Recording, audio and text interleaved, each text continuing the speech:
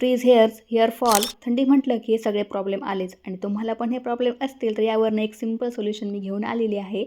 तर येथे ना मी 2 ॲलोवेराचे फ्रेश लीव्हज घेतलेले आहेत आणि चाकूच्या सहाय्याने त्यातील जो गर आहे ना तो साईडला करून घेतलेला आहे. त्यानंतर त्यामध्ये एक व्हिटॅमिन ईची कॅप्सूल ॲड केली आणि तुमचे केस खूप जास्त ड्राय असतील तर त्यामध्ये ना तुम्ही कोकोनट ऑइल पण यूज करू शकता 1 चमचा. त्यानंतर छान ग्राइंड करून घ्यायचं आहे त्याला आणि हो, अजिबात त्याची किंगस वगैरे करायची नाही आहे.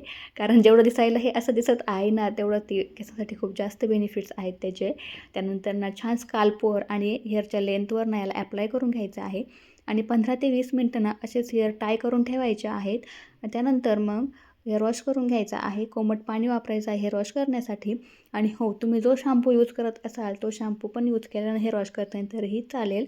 त्यानंतर केस सुकल्यानंतर तुम्ही बघू शकता एवढे जास्त शायनी, सिल्की होतात केस आणि त्याचबरोबर तुमचा हेअर फॉलचा प्रॉब्लेम असेल किंवा फ्रीजचा प्रॉब्लेम असेल, तो पण काही दिवसातच कमी होऊन जाईल.